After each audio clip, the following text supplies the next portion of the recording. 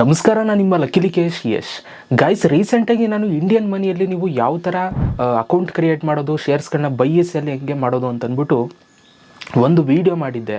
ಆ ಒಂದು ವೀಡಿಯೋ ನೋಡಿಲ್ಲ ಅಂತಂದರೆ ಈ ಕಡೆಲ್ಲಿ ಹಾಕಿರ್ತೀನಿ ನೋಡಿ. ನೀವು ಅಕೌಂಟ್ ಕ್ರಿಯೇಟ್ ಮಾಡಬೇಕು ಅಂತಂದರೆ ಕ್ರಿಯೇಟ್ ಮಾಡ್ಕೊಳ್ಳಿ. ಜೊತೆಗೆ ಆ್ಯಪ್ ಲಿಂಕನ್ನು ಕೂಡ ಡಿಸ್ಕ್ರಿಪ್ಷನಲ್ಲಿ ಕೊಟ್ಟಿರ್ತೀನಿ. ಸೊ ನೀವು ಡೌನ್ಲೋಡ್ ಮಾಡ್ಕೊಂಡು ಅಕೌಂಟ್ನ ಕ್ರಿಯೇಟ್ ಮಾಡ್ಕೋಬೋದು. ಸೊ ಇವತ್ತಿನ ವೀಡಿಯೋದಲ್ಲಿ ನಾನು ನಿಮಗೆ ಈ US ಸ್ಟಾಕ್ಸ್ಗಳಿರುತ್ತಲ್ಲ, ಲೈಕ್ ಇವಾಗ ಆ್ಯಪಲ್ ಆಗ್ಬೋದು, ಗೂಗಲ್ ಆಗ್ಬೋದು, ಫೇಸ್ಬುಕ್ಕು, ಇದೆಲ್ಲ US ಸ್ಟಾಕ್ಸು, ಇಂಡಿಯನ್ ಸ್ಟಾಕ್ಸ್ ಅಲ್ಲ. ಸೊ ಹಾಗಾಗಿ ನೀವು US ಸ್ಟಾಕ್ಸ್ಗಳನ್ನ ನೀವು ಪರ್ಚೇಸ್ ಮಾಡಬೇಕು ಅಂತಂದರೆ ಸೊ ನಿಮ್ಮ ಒಂದು ಇಂಡಿಯನ್ ಮನಿ ಅಕೌಂಟಲ್ಲಿ ಸೊ ನೀವು US ಸ್ಟಾಕ್ಸ್ ಅಕೌಂಟ್ನ ನೀವು ಓಪನ್ ಮಾಡ್ಕೊಂಡಿರಬೇಕು. US ಸ್ಟಾಕ್ಸ್ ಅಕೌಂಟ್ ಓಪನ್ ಮಾಡೋದು ಹೇಗೆ ಅಂತ ಅದರಲ್ಲಿ ತೋರಿಸಿದ್ದೀನಿ, ನಾನು ಆಲ್ರೆಡಿ ವೀಡಿಯೋ ಹೇಳಿದ್ನಲ್ಲ ಅದರಲ್ಲಿ. ಬಟ್ ಆ ಒಂದು US ಸ್ಟಾಕ್ಸ್ಗಳನ್ನ ನೀವು ಬೈ ಮಾಡಬೇಕು ಅಂತಂದರೆ ನಿಮ್ಮ ಒಂದು US ಸ್ಟಾಕ್ಸ್ ಅಕೌಂಟ್ಗೆ ನೀವು ಕ್ಯಾಶನ್ನ ನೀವು ಆ್ಯಡ್ ಮಾಡಬೇಕಾಗತ್ತೆ. ಸೊ ಹಾಗಾದರೆ ಇವತ್ತಿನ ವೀಡಿಯೋದಲ್ಲಿ ನಾನು ನಿಮಗೆ ಅದನ್ನೇ ತೋರಿಸೋದಕ್ಕೆ ಅಂತ ಬಂದಿದ್ದೀನಿ. US ಸ್ಟಾಕ್ಸ್ ಅಕೌಂಟ್ಗೆ ಇಂಡಿಯನ್ ಮನಿಲಿ ನೀವು ಯಾವ ಥರ ಅಮೌಂಟನ್ನು ಡೆಪಾಸಿಟ್ ಮಾಡೋದು ಅಂತ ನಾನು ನಿಮಗೆ ತೋರಿಸ್ತೀನಿ. ಇವತ್ತಿನ ವಿಡಿಯೋದಲ್ಲಿ ಡೆಪಾಸಿಟ್ ಮಾಡೋದನ್ನು ನಾನು ನಿಮಗೆ ತೋರಿಸ್ತೀನಿ. ನೆಕ್ಸ್ಟ್ ಇನ್ನೊಂದು ವಿಡಿಯೋ ಮಾಡ್ತೀನಿ, ಅದರಲ್ಲಿ US ಸ್ಟಾಕ್ಸ್ಗಳನ್ನ ನೀವು ಹೇಗೆ ಬೈ ಮಾಡೋದು ಅಂತ ನಾನು ನಿಮಗೆ ತೋರಿಸ್ತೀನಿ. ಯಾಕೆಂತಂದರೆ ನಾನು ಕೂಡ ಆ್ಯಪಲ್ ಶೇರ್ಸನ್ನು ಬೈ ಮಾಡಬೇಕು ಅಂದ್ಕೊಂಡಿದ್ದೀನಿ. ಯಾಕೆಂತಂದರೆ ಆ್ಯಪಲ್ ಶೇರ್ ಮೇಲೆ ನನಗೆ ತುಂಬ ನಂಬಿಕೆ ಆ್ಯಂಡ್ ತುಂಬ ಇಷ್ಟ, ಅದಕ್ಕೋಸ್ಕರ ಆ್ಯಪಲ್ಲು. ಸೊ ಅದಕ್ಕೋಸ್ಕರ ಪರ್ಚೇಸ್ ಮಾಡಬೇಕು ಅಂದ್ಕೊಂಡಿದ್ದೆ. ಅದನ್ನು ನೆಕ್ಸ್ಟ್ ವಿಡಿಯೋದಲ್ಲಿ ತೋರಿಸ್ತೀನಿ. ಇವಾಗ ನಿಮ್ಮೊಂದು US ಸ್ಟಾಕ್ಸಲ್ಲಿ ಯಾವ ಥರ ಕ್ಯಾಶನ್ನ ಆ್ಯಡ್ ಮಾಡೋದು ಅಂತ ಇವಾಗ ನಿಮಗೆ ತೋರಿಸ್ತೀನಿ. ಸೊ ಬನ್ನಿ ಗೈಸ್, ವಿಡಿಯೋನ ಶುರು ಮಾಡೋಣ. ಗೈಸ್, ನಿಮ್ಮ ಒಂದು ಇಂಡಿಯನ್ ಮನಿ ಆ್ಯಪನ್ನು ಓಪನ್ ಮಾಡ್ಕೊಳ್ಳಿ. ಓಪನ್ ಮಾಡ್ಕೊಂಡ ನಂತರ ಸೊ ನಿಮಗೆ ಈ ಥರ ಒಂದು ಇಂಟರ್ಫೇಸ್ ಬರುತ್ತೆ. ಸೊ ಇದು ಬಂದು ಇಂಡಿಯನ್ ಸ್ಟಾಕ್ಸ್ದು, ಆಯಿತಾ. ಸೊ ನೀವು ಓಪನ್ ಮಾಡ್ಕೋಬೇಕಾಗಿರೋದು US ಸ್ಟಾಕ್ಸು. ಸೊ ಇಲ್ಲಿ ಕೆಳಗಡೆ ಇರುತ್ತೆ US ಸ್ಟಾಕ್ ಅಂತ, ಇದ್ರ ಮೇಲೆ ನೀವು ಕ್ಲಿಕ್ನ ಮಾಡಿ. ಇದ್ರ ಮೇಲೆ ಕ್ಲಿಕ್ನ ಮಾಡಿದ ತಕ್ಷಣ ನಿಮಗೆ ಈ ಥರ ಒಂದು ಇಂಟರ್ಫೇಸ್ ಬರುತ್ತೆ. ಸೊ ನೀವು ಇಲ್ಲಿ ನೋಡ್ಬೋದು, ಓಪನ್ ಮಾಡಿದ ತಕ್ಷಣ ಇಲ್ಲಿ ಆ್ಯಡ್ ಮನಿ ಅಂತ ಬರ್ತಾ ಇದೆ. ಸೊ ನೀವು ಇಲ್ಲಿ ಕ್ಲಿಕ್ನ ಮಾಡಿಬಿಟ್ಟು ಕ್ಯಾಶನ್ನು ಆ್ಯಡ್ ಮಾಡ್ಕೋಬೋದು. ಸೊ ಜಸ್ಟ್ ಏನು ಮಾಡಿ ಅಂತಂದರೆ ಸೊ ಇಲ್ಲಿ ಮೈ ಸ್ಟಾಕ್ಸ್ ಮೇಲೆ ನೀವು ಕ್ಲಿಕ್ನ ಮಾಡಾದರೂ ನೀವು ಇಲ್ಲಿ ಕ್ಯಾಶನ್ನು ಆ್ಯಡ್ ಮಾಡ್ಬೋದು. ಸೊ ಇಲ್ಲಿ ನಿಮ್ಮದು ಅಕೌಂಟ್ ಕ್ರಿಯೇಟ್ ಆಗ್ತದೆ ಅಂತಂದರೆ ಸೊ ಇಲ್ಲಿ 2 ಟಿಕ್ ಬಂದಿರುತ್ತೆ. ನೀವು ಕ್ಯಾಶನ್ನು ಆ್ಯಡ್ ಮಾಡಿದ್ರೆ ಇದು ಕೂಡ ಟಿಕ್ ಬರುತ್ತೆ. ಆಮೇಲೆ ನೀವು ಯಾವುದಾದ್ರೂ ಸ್ಟಾಕ್ನ ನೀವು ಬೈ ಮಾಡಿದ್ರೆ ಇದು ಕೂಡ ಟಿಕ್ ಬರುತ್ತೆ. ಸೊ ಇಲ್ಲಿ ನೀವು ಆ್ಯಡ್ ಮನಿ ಅಂತಿದೆ ನೋಡಿ, ಇಲ್ಲಾದರೂ ಕ್ಲಿಕ್ನ ಮಾಡ್ಕೊಳ್ಳಿ, ಅಥವಾ add money to US account ಅಂತಿದೆ ನೋಡಿ, ಇಲ್ಲಾದರೂ ಕ್ಲಿಕ್ನ ಮಾಡ್ಕೊಳ್ಳಿ, ಎಲ್ಲಾದರೂ ಮಾಡ್ಬೋದು. ಸೊ ನಾನು ಇಲ್ಲೇ ಕ್ಲಿಕ್ ಮಾಡ್ತೀನಿ. ಆ್ಯಡ್ ಮನಿ ಮೇಲೆ ನೀವು ಕ್ಲಿಕ್ನ ಮಾಡಿದಾಗ ನಿಮಗೆ ಈ ಥರ ಒಂದು ಇಂಟರ್ಫೇಸ್ ಬರುತ್ತೆ, add money to your US account ಅಂತ ಅಂದ್ಬಿಟ್ಟು. ಇಲ್ಲಿ ನಿಮಗೆ Axis bank add money via free federal account ಅಂತ ಬರುತ್ತೆ. ಸೊ ನೀವು ಇಲ್ಲಿ ಕಂಪ್ಲೀಟ್ KYC ಅಂತ ಇದೆ ನೋಡಿ ಫೆಡರಲ್ದು. ಸೊ ಇಲ್ಲಿ ನೀವು ಕ್ಲಿಕ್ನ ಮಾಡಿ. ಇಲ್ಲಿ ನೀವು ಕ್ಲಿಕ್ನ ಮಾಡಿದಾಗ ನಿಮಗೆ ಲೋಡ್ ಆಗುತ್ತೆ, ವೆಯ್ಟ್ ಮಾಡಿ. ಇಲ್ಲಿ ನೀವು ನಿಮ್ಮ ಒಂದು KYCನ ನೀವು ಫುಲ್ಫಿಲ್ ಮಾಡಬೇಕು. ನಿಮ್ಮ ಫಾದರ್ ನೇಮು, ಮದರ್ ನೇಮು ಇದನ್ನ ಹಾಕಿ ಕನ್ಫರ್ಮ್ ಮೇಲೆ ಕ್ಲಿಕ್ನ ಮಾಡಿ. ಅದಾದಮೇಲೆ do you want to add nominee ಅಂತ ಬರುತ್ತೆ. ಸೊ ಇದನ್ನು ನೀವು ನೋ ಕೊಡಿ, ಆಮೇಲೆ ನೀವು ಆ್ಯಡ್ ಮಾಡ್ಕೋಬೋದು. So proceed with Aadhaar number ಅಂತ ಬರುತ್ತೆ. ಸೊ ಇದ್ರ ಮೇಲೆ ಕ್ಲಿಕ್ನ ಮಾಡಿ. ಸೊ ಇಲ್ಲಿ ನಿಮ್ಮ ಒಂದು ಆಧಾರ್ ನಂಬರ್ನ ನೀವು ಎಂಟರ್ ಮಾಡಬೇಕು. ಆಧಾರ್ ನಂಬರ್ನ ಎಂಟರ್ ಮಾಡಿ, ಇದನ್ನು ಟಿಕ್ ಮಾಡಿ. ಪರ್ಫಾರ್ಮ್ KYC ಅಂತಿದೆ ನೋಡಿ, ಇದನ್ನು ಕ್ಲಿಕ್ನ ಮಾಡ್ತು ಅಂತಂದರೆ ಸೊ ನಿಮಗೆ ಒಂದು OTP ಬರುತ್ತೆ. OTPನ ಎಂಟರ್ ಮಾಡ್ಕೋಬೇಕು. ಗೈಸ್, ಇಲ್ಲಿ ನನಗೆ ಒಂದು ಇಶ್ಯೂ ಆಗ್ತದೆ. ಏನು ಅಂತಂದರೆ ಸೊ ನನ್ನ ಒಂದು ಆಧಾರ್ ಕಾರ್ಡ್ಗೆ ಲಿಂಕ್ ಆಗಿರುವಂಥ ನಂಬರೇ ಬೇರೆ, ನಾನು ಅಕೌಂಟ್ ಕ್ರಿಯೇಟ್ ಮಾಡಿರುವಂಥ ನಂಬರೇ ಬೇರೆ. ಸೊ ಹಾಗಾಗಿ ನಾನು ಫೆಡರಲ್ ಅಕೌಂಟ್ನ ನಾನು ಕ್ರಿಯೇಟ್ ಮಾಡೋಕ್ಕಾಗ್ತಾಯಿಲ್ಲ, KYC ಕಂಪ್ಲೀಟ್ ಮಾಡೋಕ್ಕಾಗ್ತಾಯಿಲ್ಲ. ಸೊ ಈಗ ನಾನು ಅದ್ರ ಬದಲು ನಾನು ಏನು ಮಾಡ್ಬೋದು ಅಂತಂದರೆ ಸೊ ನೀವು ಇದನ್ನು ಕಂಪ್ಲೀಟ್ ಮಾಡ್ಕೊಳ್ಳಿ, ಆಯಿತಾ. ಸೊ ನೀವು ಇಲ್ಲಿ ಏನು ಬರುತ್ತೆ ಅದನ್ನು ಕಂಪ್ಲೀಟ್ ಮಾಡಿಕೊಂಡು ಸೊ ನೀವು ಫೆಡರಲ್ ಬ್ಯಾಂಕ್ನ ನೀವು ವೆರಿಫಿಕೇಷನ್ ಮಾಡಿಕೊಂಡು ಇದಕ್ಕೆ ಲಿಂಕ್ ಮಾಡ್ಕೊಳ್ಳಿ, ಅವಾಗ ಕ್ಯಾಶನ್ನ ಆ್ಯಡ್ ಮಾಡ್ಬೋದು. ಬಟ್ ನಾನಿವಾಗ ಇದನ್ನು ಮಾಡೋಕ್ಕಾಗಲ್ಲ. ಯಾಕೆಂತಂದರೆ ನನ್ನ ಆಧಾರ್ ಕಾರ್ಡ್ ನಂಬರ್ನೇ ಚೇಂಜ್ ಮಾಡಿಸ್ಬೇಕಾಗುತ್ತೆ, ಫೋನ್ ನಂಬರ್ ಚೇಂಜ್ ಮಾಡಬೇಕಾಗುತ್ತೆ. ಸೊ ನನಗದು ಇಷ್ಟ ಇಲ್ಲ. ಸೊ ಇಲ್ಲಿ ನಾನೇನು ಮಾಡಬೇಕಾಗುತ್ತೆ ಅಂತಂದರೆ ನನಗಿವಾಗ ಆಪ್ಷನ್ ಇರೋದು ಇಲ್ಲಿ US ಸ್ಟಾಕ್ಸಲ್ಲಿ ಆ್ಯಡ್ ಮನಿ ಮೇಲೆ ಕ್ಲಿಕ್ನ ಮಾಡಿದ್ರೆ ಇಲ್ಲಿ ನೀವು ನೋಡ್ಬೋದು ಆಕ್ಸಿಸ್ ಬ್ಯಾಂಕ್ ಅಕೌಂಟು ನನ್ನ ಹತ್ರ ಇತ್ತು ಅಂತಂದರೆ ಡೈರೆಕ್ಟಾಗಿ ಇದಕ್ಕೆ ಕ್ಯಾಶನ್ನು ಆಕ್ಸಿಸ್ ಬ್ಯಾಂಕಿಂದ ಇದಕ್ಕೆ ಆ್ಯಡ್ ಮಾಡ್ಬೋದು.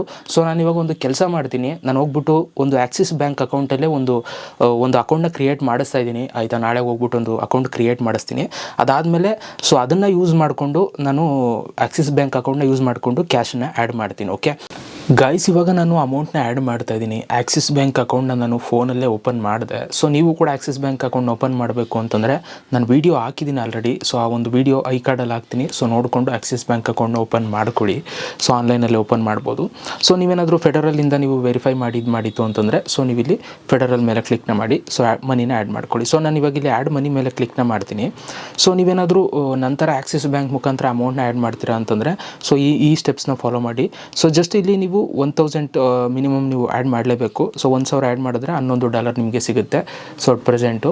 ಸೊ ಅದಾದಮೇಲೆ ಇಲ್ಲಿ ಜಸ್ಟ್ ಆ್ಯಡ್ ಮನಿ ಮೇಲೆ ಕ್ಲಿಕ್ನ ಮಾಡಿ. ಸೊ ನೀವು ಆಕ್ಸಿಸ್ ಬ್ಯಾಂಕಲ್ಲಿ ನೀವು ಅಮೌಂಟ್ನ ಆ್ಯಡ್ ಮಾಡ್ತಾ ಇದ್ದೀರಾ ಅಂತಂದರೆ ಇಲ್ಲಿ ಲಾಗಿನ್ ಐ ಡಿ ಮತ್ತು ಕಸ್ಟಮರ್ ಐ ಡಿ ಅಂತಿರುತ್ತೆ. ಸೊ ಇಲ್ಲಿ ನಿಮ್ಮೊಂದು ಲಾಗಿನ್ ಐ ಡಿ ಮತ್ತು ಪಾಸ್ವರ್ಡ್ ಏನಿದೆ ಅದನ್ನು ಹಾಕ್ಬಿಟ್ಟು ಸೊ ಈ ಕ್ಯಾಪ್ಷನ್ ಎಂಟರ್ ಮಾಡಿ ಲಾಗಿನ್ ಮೇಲೆ ಕ್ಲಿಕ್ನ ಮಾಡಬೇಕು.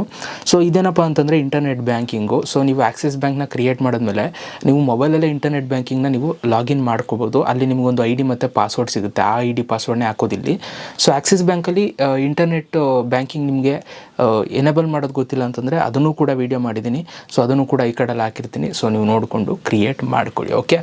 ಸೊ ಈಗ ನಾನು ಐ ಡಿ ಪಾಸ್ವರ್ಡ್ನ ಹಾಕ್ಕೊಂಡು ಸೊ ನಾನಿಲ್ಲಿ ಲಾಗಿನ್ ಮೇಲೆ ಕ್ಲಿಕ್ನ ಮಾಡ್ಕೊಳ್ತೀನಿ.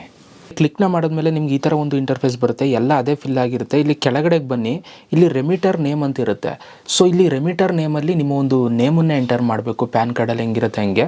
ಅದಾದಮೇಲೆ ಇಲ್ಲಿ ಕೆಳಗಡೆಗೆ ಬಂದಮೇಲೆ ಇಲ್ಲಿ select account number for payment ಅಂತ ಇರುತ್ತೆ. ಇಲ್ಲಿ ನಿಮ್ಮ ಒಂದು ಅಕೌಂಟ್ ನಂಬರ್ನ ನೀವು ಸೆಲೆಕ್ಟ್ ಮಾಡಬೇಕು. ಸೊ ಇಲ್ಲಿ ನಿಮ್ಮ ಒಂದು ಅಕೌಂಟ್ ಏನಾದರೂ ಹೊಸ್ದಾಗಿ ಕ್ರಿಯೇಟ್ ಮಾಡಿದ್ದೀರಾ ಅಂತಂದರೆ ಸೊ 12 ತಿಂಗಳದು ನೀವು ಬ್ಯಾಂಕ್ ಸ್ಟೇಟ್ಮೆಂಟ್ನ ಅಪ್ಲೋಡ್ ಮಾಡಬೇಕಾಗುತ್ತೆ.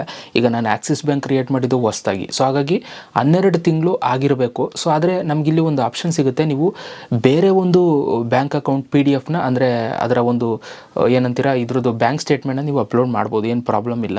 ಸೊ ನಾನು ಇವಾಗ ಅಕೌಂಟ್ ಇದೇ ಸೆಲೆಕ್ಟ್ ಮಾಡ್ತೀನಿ. ಆಮೇಲೆ ಸೋರ್ಸ್ ಆಫ್ ಫಂಡ್ಸು ನಿಮ್ಮದು ಫಂಡ್ ಎಲ್ಲಿಂದ ಇದು ಮಾಡ್ತಾಯಿದ್ದೀರಾ ಅನ್ನೋದನ್ನ ಸೆಲೆಕ್ಟ್ ಮಾಡ್ಕೊಳ್ಳಿ. ಅದಾದಮೇಲೆ ಇಲ್ಲಿ ಬಾಕ್ಸ್ ಇದೆ, ಜಸ್ಟ್ ಇದನ್ನು ಟಿಕ್ ಮಾಡಿ. ಸೊ ಇಲ್ಲಿ ಕೆಳಗಡೆ ಒಂದು ಪ್ರೊಸೀಡ್ ಅಂತ ಬರುತ್ತೆ, ಇಲ್ಲಿ ಕ್ಲಿಕ್ನ ಮಾಡಿ. ಸೊ ನಾನು ಸಿಗ್ನೇಚರ್ ಹಾಕಬೇಕು. ಅದಾದಮೇಲೆ ಪ್ರೊಸೀಡ್ ಮೇಲೆ ಕ್ಲಿಕ್ನ ಮಾಡ್ಕೊಳ್ತೀನಿ. ಸೊ ನಾನು ಇವಾಗ ಪ್ರೊಸೀಡ್ ಮೇಲೆ ಕ್ಲಿಕ್ನ ಮಾಡಿದ್ಮೇಲೆ ಈ ಥರ ಒಂದು ಇಂಟರ್ಫೇಸ್ ಬರುತ್ತೆ. ನಾನು ಆವಾಗಲೇ ಹೇಳ್ದಂಗೆ ನಿಮ್ಮ ಒಂದು ಅಕೌಂಟ್ ಏನಾದರೂ 12 ತಿಂಗಳು 1 ವರ್ಷ ಆಗಿಲ್ಲ ಅಂತಂದರೆ ಕ್ರಿಯೇಟ್ ಮಾಡಿ. ಸೊ ಅವಾಗ ನೀವು ಬೇರೆ ಬ್ಯಾಂಕ್ದು ನೀವು ಇಲ್ಲಿ ಪ್ರೂಫನ್ನು ನೀವು ಅಪ್ಲೋಡ್ ಮಾಡಬೇಕಾಗುತ್ತೆ. ಇಲ್ಲಿ ಅಪ್ಲೋಡ್ ಬ್ಯಾಂಕ್ ಸ್ಟೇಟ್ಮೆಂಟ್ ಅಂತ ಇರುತ್ತೆ. ಸೊ ಇಲ್ಲಿ ನಿಮ್ಮ ಒಂದು ಬ್ಯಾಂಕ್ ನೇಮನ್ನು ಟೈಪ್ ಮಾಡಿ. ಸೊ ಬೇರೆ ಬ್ಯಾಂಕ್ದು. ಅದಾದಮೇಲೆ ಇಲ್ಲಿ ಅಪ್ಲೋಡ್ ಡಾಕ್ಯುಮೆಂಟ್ ಅಂತಿದೆ ನೋಡಿ, ಇಲ್ಲಿ ಕ್ಲಿಕ್ನ ಮಾಡಿ. ಸೊ ನಿಮ್ಮದು ಬೇರೆ ಡಾಕ್ಯುಮೆಂಟ್ದು ಇದ್ರದ್ದು ಏನೋ ಬೇರೆ ಬ್ಯಾಂಕ್ದು ನೀವು ಸ್ಟೇಟ್ಮೆಂಟ್ನ ನೀವು ಇಲ್ಲಿ ಅಪ್ಲೋಡ್ ಮಾಡಬೇಕು, ಆಯಿತಾ. ಸೊ ನಾನು ಸ್ಟೇಟ್ಮೆಂಟ್ ಆಲ್ರೆಡಿ ಡೌನ್ಲೋಡ್ ಮಾಡ್ಕೊಂಡಿದ್ದೀನಿ. ಅದು PDF ಅಲ್ಲಿ ಇರಬೇಕು. ಅದನ್ನು ನಾನಿಲ್ಲಿ ಅಪ್ಲೋಡ್ ಮಾಡಿಕೊಂಡು ಇದು ಟರ್ಮ್ಸ್ ಆ್ಯಂಡ್ ಕಂಡೀಷನ್ಸ್ನ ಕ್ಲಿಕ್ ಮಾಡಿ ಕಂಟಿನ್ಯೂ ಮೇಲೆ ಕ್ಲಿಕ್ನ ಮಾಡ್ಕೊಳ್ತೀನಿ ಗೈಸ್. ಸೊ ಈ ಥರ ಒಂದು ಇಂಟರ್ಫೇಸ್ ಬರುತ್ತೆ. ಸೊ ಇಲ್ಲಿ ಎಷ್ಟು ಚಾರ್ಜಸ್ ಅಪ್ಲೈ ಆಗುತ್ತೆ ಏನು ಅದು ಇದು ಎಲ್ಲವೂ ಕೂಡ. ಅದಾದಮೇಲೆ ಇಲ್ಲಿ ಕಂಟಿನ್ಯೂ ಮೇಲೆ ಕ್ಲಿಕ್ನ ಮಾಡಿ. ಸೊ ಈ ಥರ ಒಂದು ಇಂಟರ್ಫೇಸ್ ಬರುತ್ತೆ. ಇಲ್ಲಿ ಕೆಳಗಡೆಗೆ ಬಂದು ಇದರ ಟರ್ಮ್ಸ್ ಆ್ಯಂಡ್ ಕಂಡೀಷನ್ಸ್ನ ನೀವು ಟಿಕ್ನ ಮಾಡಿ ಪ್ರೊಸೀಡ್ ಮೇಲೆ ಕ್ಲಿಕ್ನ ಮಾಡಿ. ಅದಾದಮೇಲೆ ನಿಮ್ಮ ಒಂದು ಫೋನ್ ನಂಬರ್ ಒಂದು OTP ಹೋಗುತ್ತೆ. ಆ ಒಂದು OTPನ ಎಂಟರ್ ಮಾಡಿ ಇಲ್ಲಿ ಕನ್ಫರ್ಮ್ ಮೇಲೆ ಕ್ಲಿಕ್ನ ಮಾಡ್ಕೊಳ್ಳಿ. ಕನ್ಫರ್ಮ್ ಮೇಲೆ ನೀವು ಕ್ಲಿಕ್ನ ಮಾಡಿದ್ಮೇಲೆ OTPನ ಎಂಟರ್ ಮಾಡಿ. ಅದಾದಮೇಲೆ ನಿಮಗೆ ವ್ಯಾಲಿಡೇಷನ್ ಸಕ್ಸಸ್ಫುಲ್ ಅಂತ ಬರುತ್ತೆ. ಸೊ ಬ್ಯಾಕಿಗೆ ಬಂದಮೇಲೆ ಸೊ ನಿಮಗೆ ಈ ಥರ ಒಂದು ಇಂಟರ್ಫೇಸ್ ಬರುತ್ತೆ. ಸೊ ನೀವು ಇಲ್ಲಿ ನೋಡ್ಬೋದು $11 ಇವಾಗ ಕ್ಯಾಶನ್ನು ನಾನು ಆ್ಯಡ್ ಮಾಡಿದ್ದೀನಿ. ಬಟ್ ಇದು ಪ್ರೋಗ್ರೆಸ್ಸಲ್ಲಿದೆ. ಸೊ ನೀವು ಆ್ಯಡ್ ಮಾಡಿದ ತಕ್ಷಣ ಇದು ಬಂದು ಆ್ಯಡ್ ಆಗಿಬಿಡಲ್ಲ. ಇಲ್ಲಿ ನೀವು ನೋಡ್ಬೋದು 10ನೇ ತಾರೀಕು ಜುಲೈ ತನಕ ಟೈಮ್ ಕೊಟ್ಟಿದ್ದಾರೆ. ಅಷ್ಟರೊಳಗೆ ಇದು ನಮ್ಮ ಒಂದು ವ್ಯಾಲೆಟ್ಗೆ US ಟ್ಯಾಕ್ಸ್ ವ್ಯಾಲೆಟ್ಗೆ ಇದು ಬಂದು ಆ್ಯಡ್ ಆಗುತ್ತೆ. ಸೊ ಇಲ್ಲಿ ಟ್ರಾನ್ಸ್ಫರ್ ಅಮೌಂಟು ID ಎಲ್ಲವೂ ಕೂಡ ಇಲ್ಲಿರುತ್ತೆ. ಸೊ ಫಸ್ಟು ಅಮೌಂಟ್ ಡೆಬಿಟೆಡ್ ನಿಮ್ಮ ಒಂದು ಆಕ್ಸಿಸ್ ಬ್ಯಾಂಕ್ ಅಕೌಂಟಿಂದ ಅಮೌಂಟ್ ಡೆಬಿಟ್ ಆಗುತ್ತೆ. ಸೊ ಅದಾದಮೇಲೆ ಡೆಪಾಸಿಟ್ ಆಗುತ್ತೆ ನಿಮ್ಮ ಒಂದು ಆಕ್ಸಿಸ್ ಬ್ಯಾಂಕ್ ಕಡೆಯಿಂದ. ಅದಾದಮೇಲೆ US ಟ್ಯಾಕ್ಸ್ ಅಕೌಂಟ್ಗೆ ಅಮೌಂಟು ಆ್ಯಡ್ ಆಗುತ್ತೆ. ಸೊ ಈ ಥರ ನೀವು US ಟ್ಯಾಕ್ಸ್ ಅಕೌಂಟ್ಗೆ ನಿಮ್ಮ ಒಂದು ಅಮೌಂಟ್ನ ನೀವು ಆ್ಯಡ್ ಮಾಡ್ಬೋದು. ನಾನು ನೆಕ್ಸ್ಟ್ ವಿಡಿಯೋ ಮಾಡ್ತೀನಿ. ಅದರಲ್ಲಿ ನೀವು ಸೊ ಯಾವ ಥರ ನೀವು US ಟ್ಯಾಕ್ಸ್ನ ಬೈ ಮಾಡೋದು ಅಂತ ನಾನು ನಿಮಗೆ ತೋರಿಸ್ತೀನಿ ಗೈಸ್.